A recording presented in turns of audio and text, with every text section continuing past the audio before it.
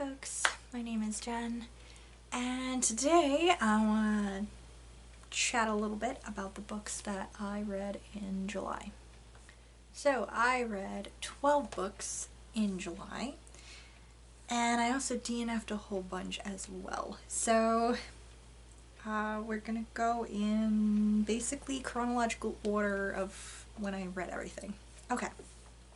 So the first book that I read was The Box in the Woods by Maureen Johnson.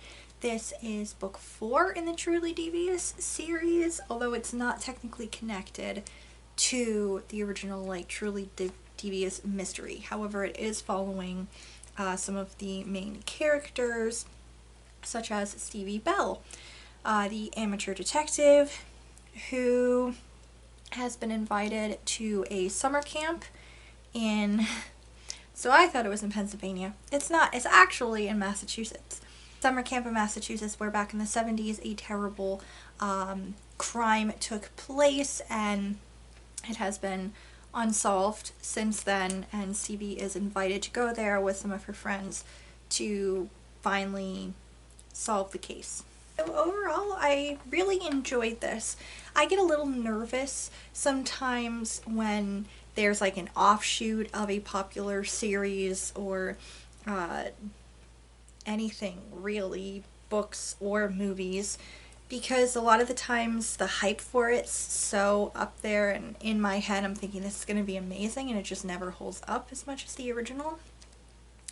I do have to say I didn't fully enjoy this as much as the Truly Devious trilogy that came before this, but I did still really enjoy it, and it was not disappointing in any way. I think it did exactly what it was trying to do, and it did it well. Things did move a little more quickly through here than I honestly would have liked, but this is a standalone rather than the mystery being drawn out over 3 books, so it's understandable why it just kind of felt like it was moving a little bit quicker than the previous books. This was a really intriguing mystery, very interesting dynamics in the town. I also really liked seeing familiar faces like Stevie and her friends. I love Nate. There should be way more Nate, in my opinion, than there is in these books. He's my favorite character, and after this he is still my favorite character, and I just love him. I do have to say, though, the one thing that really brought this book down for me a little bit is just the presence of David. I hate David. I didn't like him in the original series, in any of them, and I still really don't like him. I don't think he is a good guy. I know that he is written to be complicated but good guy, but I don't like him. I trust him as far as I could throw him. And I have 0 upper body strength. So, still don't like him. If Maureen Johnson is planning on writing more books about Stevie Bell, I'm hoping that Stevie eventually dumps him, because he was the one thing that soured this book for me overall. And I don't know, I'm sure that that's probably controversial with some people, but that's just kind of how I feel. I think he is a tool. But otherwise, I did really enjoy this mystery. Pretty action-packed at some points, and I gave this 4 stars. Then I decided to do some comfort reads, I guess, because the world. I started with Matilda by Roald Dahl. This is an old favorite of mine. But basically, this is following a young girl named Matilda. She is incredibly smart. She learned how to read when she was was it 3?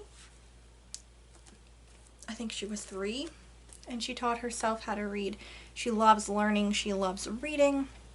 However, her family does not really appreciate any of those things. They're obsessed with television, and they're kind of crooks a little bit. She is used to being neglected and not really cared about very much, and has always found that books are her comfort, basically. She also loves to try to drive her parents crazy. Anytime they mistreat her, she tries to figure out ways to get her own back, which was something that as a child I really appreciated, and reading this again as an adult also still really appreciated it. And when she goes to school, she finds there are even more bullying adults out there that she has to deal with.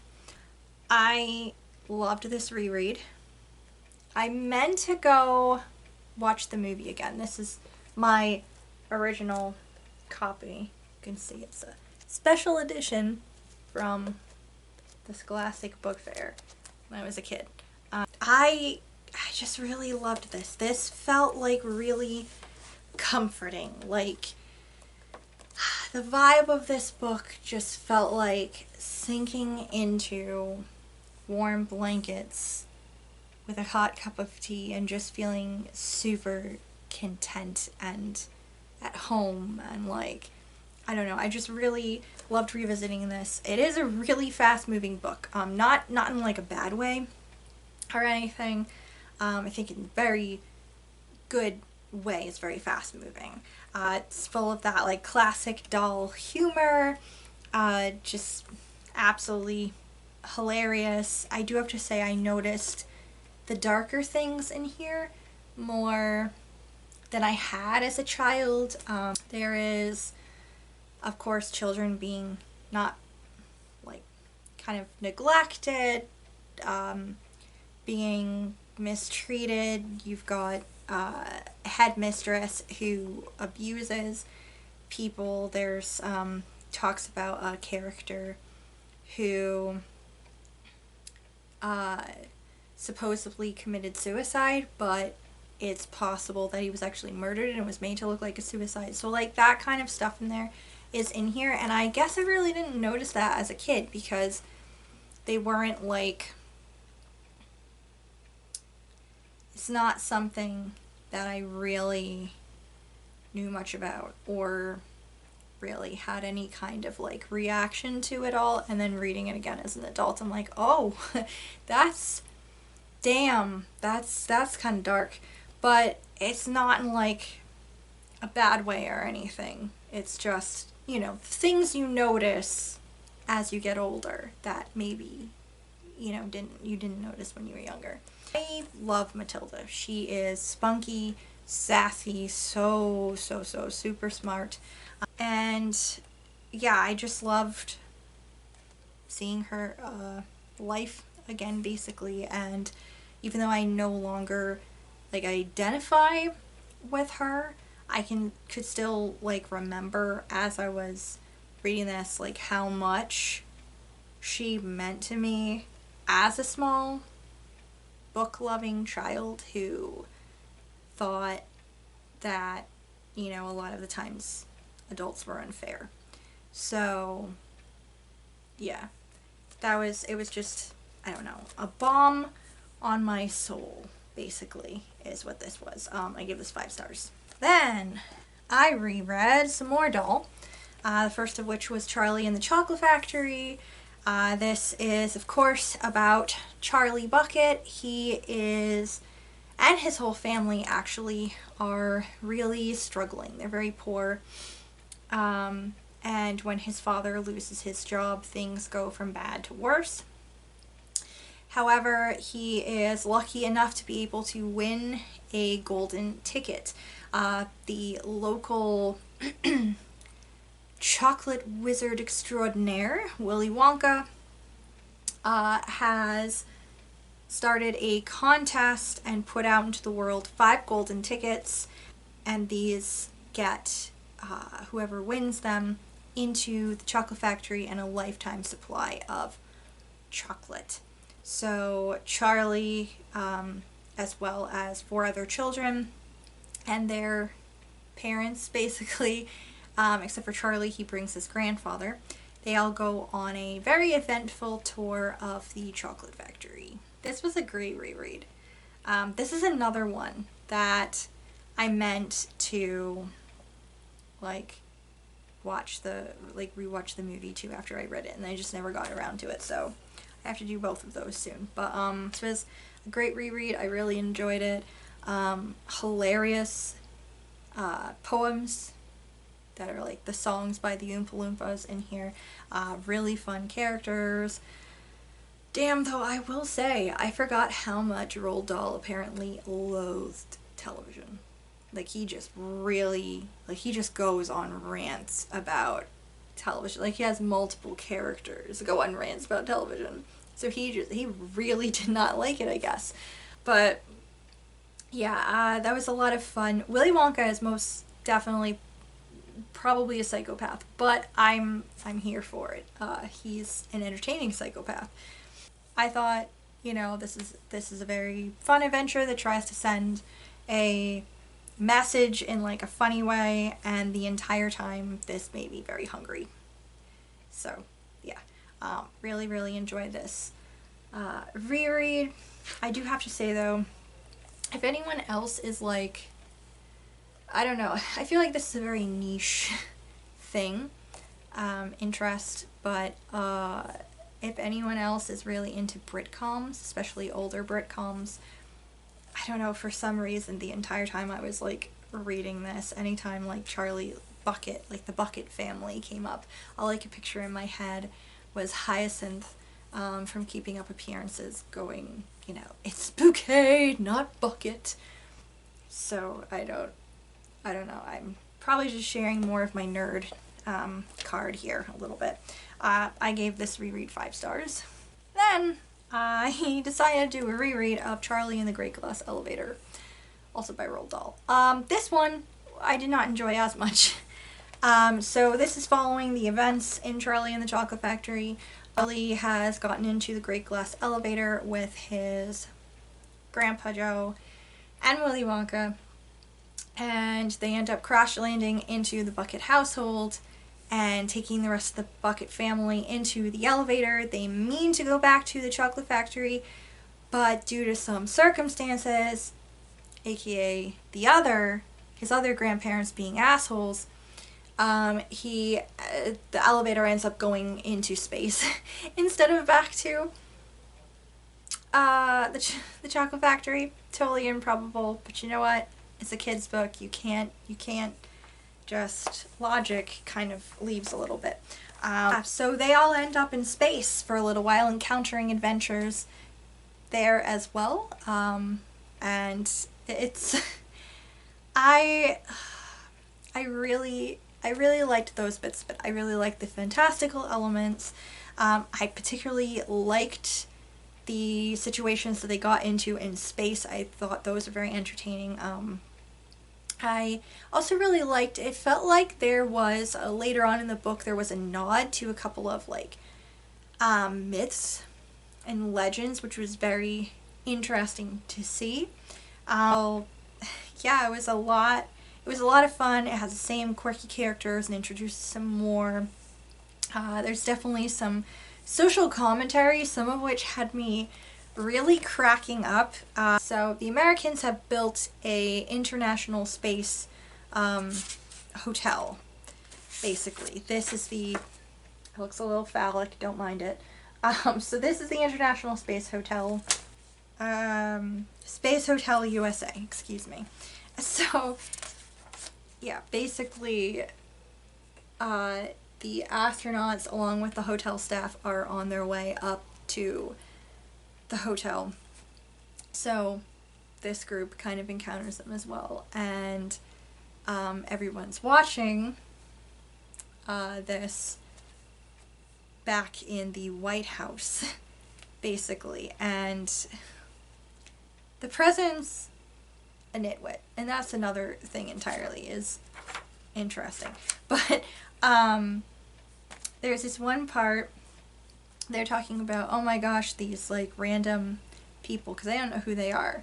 They just see this weird ship and it's gonna go to the space hotel, and they're like, oh my god, they're gonna board our space hotel. And this part happens. They're gonna blow it up, cried the chief of the army. Let's blow them up first. Crash, bang, wallop, bang, bang, bang, bang. The chief of the army was wearing so many metal ribbons, they covered the entire front of his tunic on both sides and spread down onto his pants. Come on, Mr. P, let's have some really super duper explosions.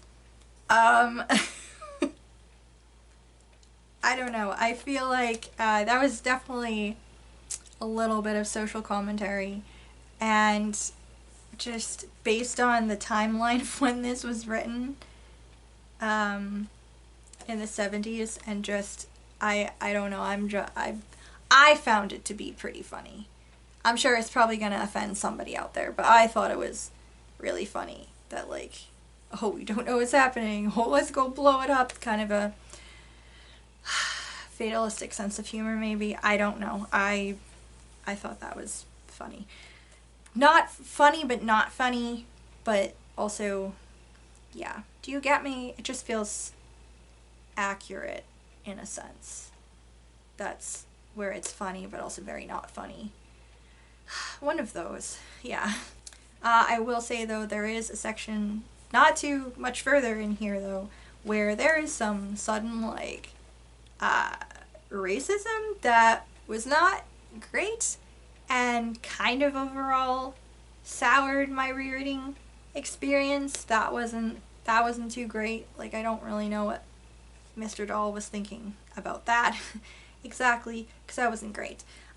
But otherwise, it was a pretty good fantastical adventure. I didn't like it as much when they came back from space. I really enjoyed the space bits, but not so much when they came back. But yeah. Anyway, I ended up giving this 3 stars. Then I read the Lyrian Adventure by Lloyd Alexander. So this is following young Vesper Hawley. She's now an orphan. Her father has recently died, and she convinces her new guardian, who she calls Brynny, who is an old family friend of her father's, or is he her uncle? I think he's like a family friend. Basically, she convinces him that they have to go on this adventure to find this mystical secret treasure that her father still believed existed in the land of Illyria. Somehow she manages to convince him that this is what she has to do. So they go off on this adventure and end up getting caught up between the ruling family and then also the rebels who are trying to fight for equality and their own rights within this, like, country. So I found this to be a charming tale overall. Definitely has some really interesting characters. I could see a little bit of the charm of Lloyd Alexander's other books, like the Prydain books, but it didn't really capture the same feelings in me that the Prydain books did. This one just felt like it moved a little too quickly, and you know, I felt like even though the books follow Vesper Hawley and Brynny very well, in fact the whole tale is told by Brynny, it just felt like even though they follow them pretty closely, we still haven't learned anything about them as people. Like, I feel like I don't know much about them other than Vesper just flies by the seat of her pants and is correct in every single situation, and just this is just how she is, and she manages to get, you know, to get everyone to like her. She's kind of a Mary Sue in that way. And then Brynny is like very cautious, but every single time just seems to be like, well, I know I'm her guardian, but this, you know, 16-year-old knows way more than I do, so I guess I'm going along with the adventure. And it's like, oh my god, what are you doing exactly? I mean, we wouldn't have an adventure story otherwise, but what are you doing? There was a lot of Deus Ex Machina in here. Like, I don't mind a little bit of Deus Ex Machina in certain things if it's used properly. And even sometimes when it's not used properly, I will still enjoy it. But this felt like there was just an unbelievable amount of it. Which, again, this is for a younger audience. So, you know, they suspend their disbelief, I think, a little bit more than older adults will, I guess. So maybe I'm being a little harsh on it. But, I mean, I did really enjoy this book, and I do want to find the rest of the series at some point. I just don't think that it's something I'm going to do very soon, because it just didn't, even though it kept my interest, it just doesn't have the, it didn't inspire within me the same feelings as the Prydain series. Like, I didn't feel as close to it. I wasn't charmed as much by it as I was by the other series. So, yeah. I will check out the rest of it, but it just probably won't be for a while. I gave this 3 stars. Then I ended up listening to an audiobook while I was working again, and it was The Early Cases of Hercule Poirot by Agatha Christie. I did not notate down who read this, so that's an oops. This is basically just a collection of short mystery stories that are, like I said, the early cases of Hercule Poirot. They pretty much are all told by Captain Hastings, and it's very interesting. So I know that Agatha Christie was a huge fan of Sir Arthur Conan Doyle. Like, loved the Sherlock Holmes mysteries, like, a lot. So it's just really interesting to see the origins of Poirot in the same kind of way of Captain Hastings spending some time with Poirot, and then they ended up sharing an apartment for a while until Hastings gets married later on.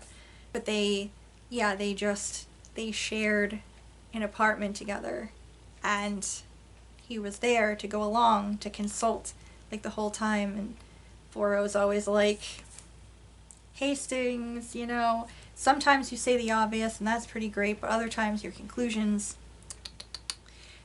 like that the whole time. So it's very interesting, like, their kind of dynamic and how things work is very similar in a sense too, if you look at, like, Sherlock and Watson, how things are set up.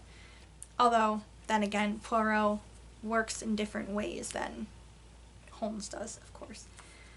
This was a really interesting collection of mysteries, clever endings all the way through. I don't even know if I guessed any of them. I feel like I got close to guessing one of them. My problem is that sometimes I will guess correctly who the killer is, but I still don't know how they did it or why they did it, kind of like a thing, but yeah, this time I could not even a clue. There was a bigoted term in one of the stories, but a crappy character is the one who says it, so I don't know if maybe that was written in that way so it can make us dislike this character even more because they're really shitty. So I don't know if it was intentional in a sense, or like Agatha Christie didn't care. I'm not 100% sure of that. But yeah, these were really interesting, and Poirot, I have a note to myself. Poirot is the most brilliant detective at the end. You can fight me on that. I don't care. He is. I gave the collection 4 stars. Then, I have another Robert Louis Stevenson book in here, but because I was in the middle of reading that, I ended up deciding to reread Treasure Island. This is, again, another classic tale. If you don't know Treasure Island, again, I really don't know where you've been. Treasure Island follows young Jim Hawkins when he basically has a call to adventure.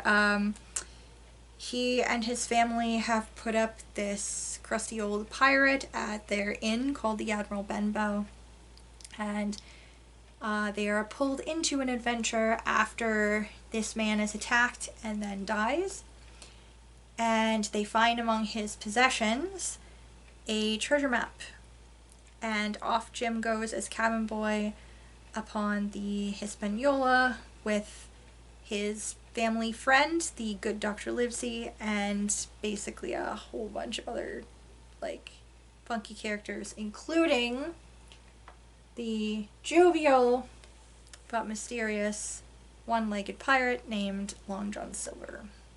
Although, actually, they don't know he's a pirate at the time. He is the cook. But we all know he's a pirate because, I mean, it's... yeah. So this was a completely action-packed, exciting adventure on the high seas and also on the island. It was still action-packed once they got on the island, too. I really loved this reread. Robert Louis Stevenson had a way with words. I had a difficult time deciphering certain things, mostly dialogue passages done by, for the most part, Long John Silver, but also some of the other pirates. And I really had to, like, read them again to be like, wait, what are they saying? But the rest of the time, just very interesting. This copy that I have, it's an older one. It's an Educator Classics copy. It has footnotes on the side with information, which is, of course, very dated because I think this copy is from like 1968 or something like that. So there is some stuff that's going to be dated from there, but for the most part, like the footnotes are still accurate, mostly. So it has like a really cool section at the back about Robert Louis Stevenson and also about like the great golden age of piracy, which is also some wonderful context for this story overall. I really loved this reread. It captured my attention so much. I blew through this book in just a couple of days whenever I got a free moment, because I loved being in this world again and in this like adventure again. I know that the story for the most part is told from the point of view of Jim, and he is just I don't mind him as a character, but he makes some really stupid decisions here and there, and I'm gonna smack him. What are you doing? But I mean, he is like, I think 12 in this book. I think he's supposed to be between like 11, 12, or 13 in the course of the novel, and some of the situations that he gets put in, especially some of the more violent ones, is like really eye-opening of, yeah, I can talk some smack about this kid making dumb decisions, but he's a child.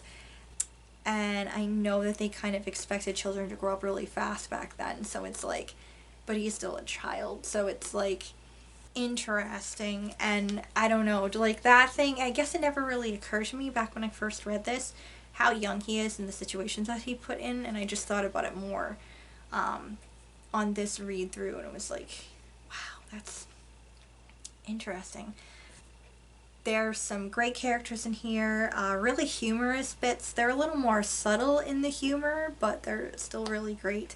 There's also a couple of characters that are honestly downright really kind of scary.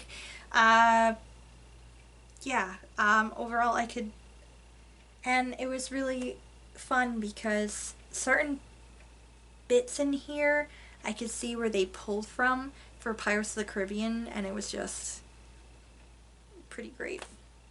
Overall, I just had a wonderful time rereading this, and it was just a lot of fun, and I gave this 4 stars.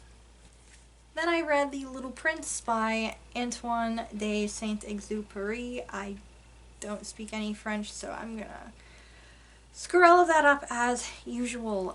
This is a classic children's novel where a pilot gets stranded in the middle of a desert and wakes up one day and finds a small boy in front of him who asks him to help him draw something. And so starts this story, basically. It says, life's events are too difficult to understand. There's no choice but to succumb to their mysteries. So this book. I knew going into this that this book was going to mess me up, but I just didn't realize how. it was gonna do that. It's a very lyrical story. It's honestly, it's quite beautiful. The commentary on growing up was both accurate and bittersweet, and to be honest, I enjoyed, I would say, about 3/4 of this book. I hated the ending.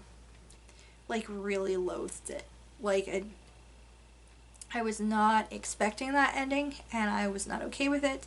I guess maybe part of the ending can be explained if you think about the context of the author's life and also the state of the world at the time. This was written in World War II.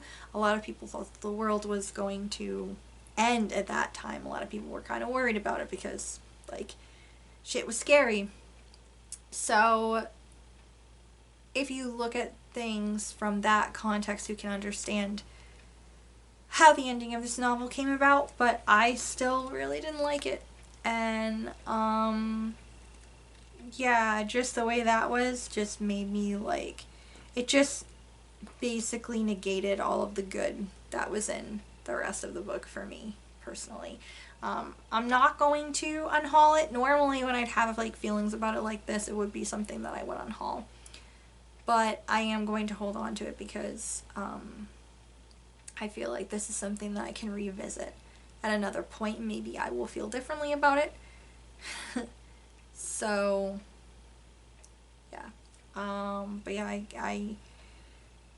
I try not to be as harsh. Like, I really wanted to give it a low score, but it is very beautifully written, and it does have some good points in it.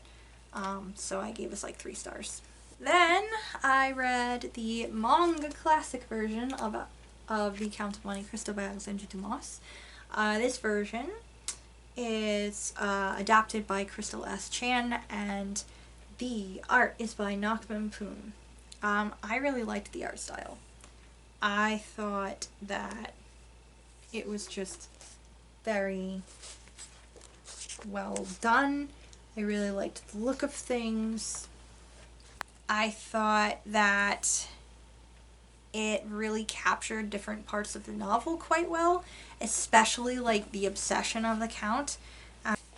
Like there's like that, for example. Look at that face. I think it's very well done. There are a couple of bits in here that I don't know if they were meant to be funny, but I thought they were funny. I really loved the character designs in here. I think they were very well done. I think they really brought to life the characters and their personalities and like the time period. I think this was a decent adaptation. They had to cut things, of course, because it's like a 1,276 page novel, and like to adapt it in any way is just, it's a huge undertaking. But they really kept like the important bits. They even have a section here where they talk about how they did the adaptation, which was really cool. I guess they also went to Chateau d'If to visit like the actual places from the novel, which is really cool. But yeah, overall I really enjoyed this. This wasn't like as great as the novel, of course, but it was a pretty solid adaptation. So I ended up giving this 4 stars. Then I read The Wrong Box. This is by Robert Louis Stevenson and Lloyd Osborne. This is following a quirky cast of characters, at the center of which is a tontine, which is basically this amount of money that was gathered when several children were children, and now the only survivors left from that are 2 old men who happen to be brothers. And the amount of money in this tontine, I don't know exactly. I forgot to look up like the meaning of tontine. I think it's basically, it's not like an insurance policy essentially, but it's kind of like a similar idea to that. It was just like a chunk of money that's left behind, and whoever the last one is basically going to get it. essentially. Just weird. There's a question of, are both brothers still alive? What's going to happen? Which branch of the family is going to get this money? And there's just like mistaken identities and just crazy shit done. There's a corpse involved that's just, it's a lot of parts of it almost feel like one of those shell games, you know, where it's like, where's the ball? It's under one of the, but you don't really, it's just, it has that kind of feel to it, and it's a dark comedy, so some things in it are like, wow, that's really pushing the buttons here a little bit, but it's, I found it really entertaining. At times, I ended up being a little bit confused as to what was being set up ultimately, but it was actually like really brilliant, like incredibly brilliant and hilarious, and I really enjoyed it. There's some very odd characters in here, like a very tongue-in-cheek, humorous social commentary overall, and I just really, really enjoy this. It's a dark comedy satire that was a great big laugh. I believe this is not the only book that Robert Louis Stevenson wrote with his stepson, Lloyd Osborne. I believe they wrote at least 2 others together. So I do want, and I think they were also both dark comedies, so I want to try to seek those out at some point. But yes, this is very enjoyable, and I had a lot of fun reading it. I gave this 4 stars. Okay, then I read Tristan Strong Punches a Hole in the Sky by Kwami Ambalia. This is following Tristan Strong.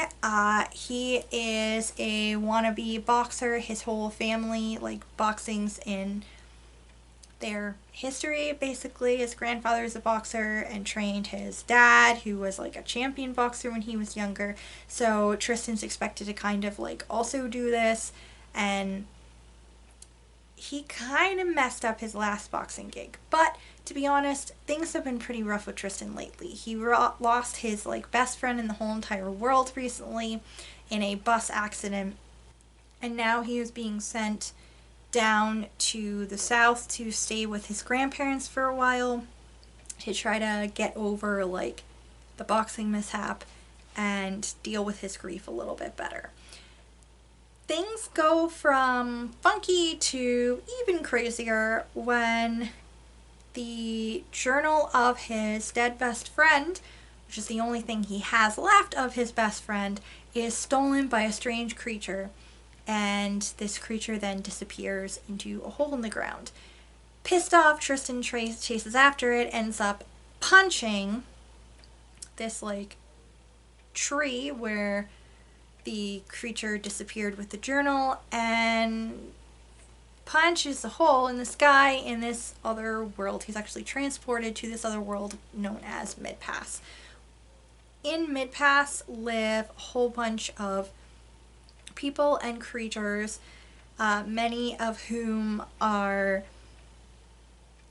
basically the inhabitants of African American lore. And in this world, though, instead of just being like lore figures, they're actually the gods of Mid-Pass, basically.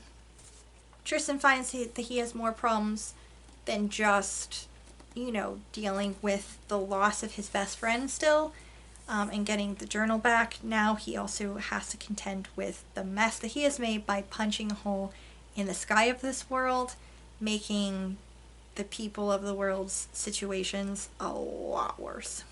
So this was a humorous, heartfelt, and really exciting adventure. I really was interested in a lot of the lore that was involved. It was really cool. There were a couple of stories that were mentioned that I did like recognize, because they were a couple of things that were I talk about Wishbone all the time, but they were on a couple of different Wishbone episodes, so I recognize the stories from there. And then we also did, I remember in elementary school, a short unit on different folklore, and so I know the story of like John Henry, and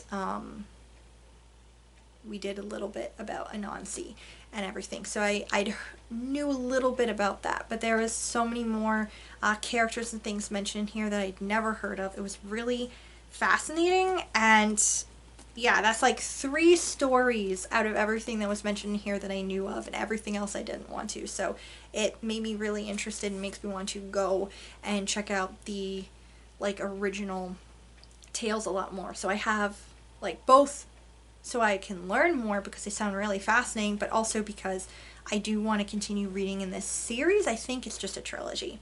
But I want to continue reading in it, and that would probably, like, the context would probably be really helpful in understanding some things as well. There's some absolutely horrifying monsters in here.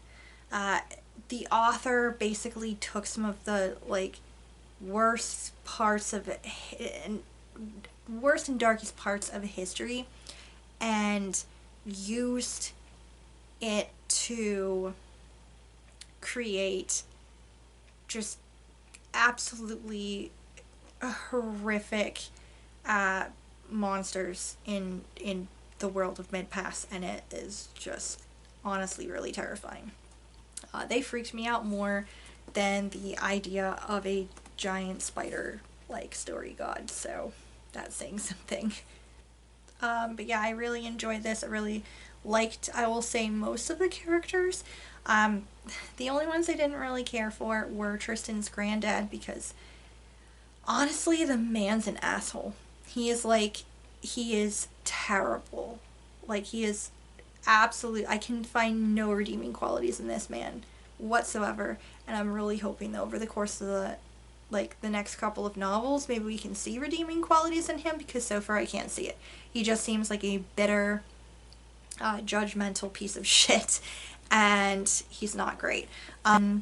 Gum Baby, I think she was used kind of like as to be like a comedic relief character, and I didn't end up finding her that funny. I ended up finding her really annoying, which was unfortunate because she's in here a lot.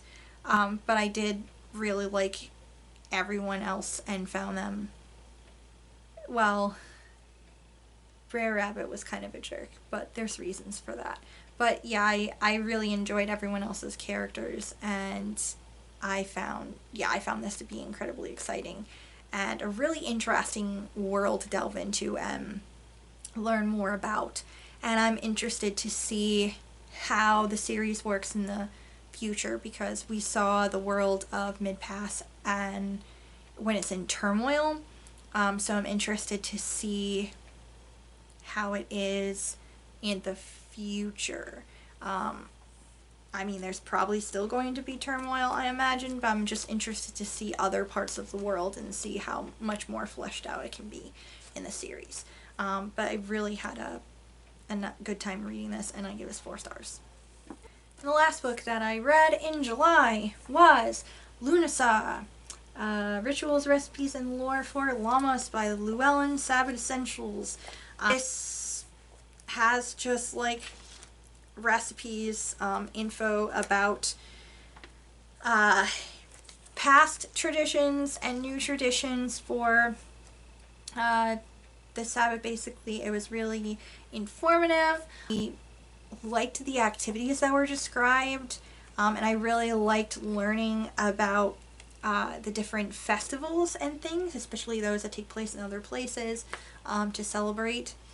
And there are some recipes in here. We actually tried out a couple of them, and they were delicious. If you like summer squash, I would highly, highly recommend the squash casserole that is described in here. It was delicious. I gave this 4 stars. I will briefly talk about the books that I ended up DNFing in July.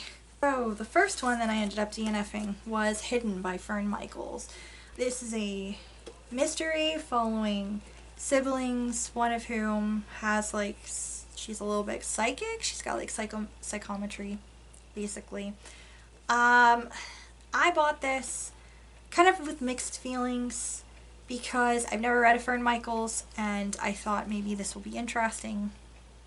I'm willing to give it a shot. It's a mystery. One of the characters is a little bit psychic. That's interesting. No, it wasn't. The way it's written is just so info dumpy. Things, it's not real. It's one of those where it's like, it's telling, not showing situation, which I guess just bugs me more because I write and I know when I do shit like this that it bothers me. I have to go back and fix it. This is just, oh my gosh. It was just, it told us a lot of things, but it didn't like tell us anything, if that makes any sense. Like, it was just telling things, but it wasn't really showing the things so much. It was just yelling them at you. And it was also, like I said, extremely info dumpy. Like, we're getting way more information at each part, and it felt like the author was just kind of regurgitating all of the information that she had about the characters instead of keeping it where it belongs in your character profile, and then just filtering it in slowly throughout the book or throughout the series, because this looks like it's a series or whatever, instead of just like every time it occurs to you, I should put this about my character here, and she just, like, it was like that the whole time. The final straw for me, though, and I did not get that far into this book, the final straw for me was the two main characters. So it's Luna and Cullen, their siblings, as well as this like FBI agent that Luna is sort of like, they're not exactly involved, they're friends, but they want to be, you know. And they were all together, like having a conversation. I'm gonna try to look it up. So her brother leans on like this desk, but he's a furniture restorer, so he should know, oh, I shouldn't lean on the desk. He leans on it anyway, and then tries to rub it down. She giggles, and then it says, then she thought about butt prints instead of fingerprints and started laughing harder. Both men stared at her. She got more hysterical, pointing the table. She finally caught her breath. I guess you could substitute them for fingerprints. By that time, she was howling. Most of her reaction was nerves. Her mind swiftly went into I'm an idiot mode. The agent lets out a guffaw. Keep that in mind. Imagine if we still had to use ink pads. What? So how did he understand this? Then it says that both her and her brother almost doubled over. And it explains, for over a decade, prints were taken electronically with a scanner. So, and then she says, here's an idea. Put people on a conveyor belt like they do at the grocery stores. Everyone was having a good hearty laugh. Wiley, the dog, lay on the floor and put his paws over his face. That brought on more hilarity. I know me reading out of context is like, it doesn't sound funny, but like when you're reading in context too, it's, first of all, she didn't explain it well enough that someone would understand what the hell she's talking about. Second of all, none of it, that's not funny. And even if it is funny, it's not that funny. And I hate things that everyone shared a good laugh, like that kind of thing. I just think it's very Leave It to Beavery, and it really irks me, and this was just the final straw basically in a book that was already bothering the shit out of me. So, DNF'd it, unhauled it, and I also decided to go through some books and unhaul them because I bought a whole bunch of other books. One of these that I ended up unhauling was the Canterbury Tales by Geoffrey Chaucer. I've been trying to get through this since like 2018 or 2019. I have no desire to pick it up. It is really hard to get through. It feels very inaccessible, and it's not that funny. So I ended up DNFing it, and I'm unhauling it. I also ended up deciding to DNF The Maid by Nita Prose. It's on the bottom of my sack that I'm getting rid of, so I'm not going to pull it out. But yeah, I couldn't pick it up. Like, I tried a few times and I just couldn't. So I decided, you know what, I'm never going to get back to this, so I might as well get rid of it. I didn't like the main character, and I didn't like the way it was written. So, yeah. Same goes for Hidden Figures by Margot Shetterly. I ended up also DNFing that officially and putting it in the unhaul pile, because as much as I want to learn about this really important part of history, I can't do it with that book. I would rather watch the movie. I would rather try to find other sources to read about this and about these brilliant black female scientists and mathematicians rather, because the book is so incredibly boring. It is just beyond boring, unfortunately. So, and then I also ended up DNFing, trying to read and then DNFing 2 books by Kristen Kemp, The Dating Diaries and I Will Survive, both for the same reasons, that the writing style irked me and it's just not something that I can relate to anymore. It was a fairly good reading month overall. It was a little bit salty at times about the amount of books that I ended up DNFing, but at this point it's just like I don't have any room and life's too short to waste on books that I am not having a good time with. So yeah. You guys so much for watching. Thank you for always watching if you're a return visitor. And yeah, I hope that your July was pretty great, both reading wise and otherwise. And yeah, thank you. Hope you're having a good month. And I will see y'all in the next video.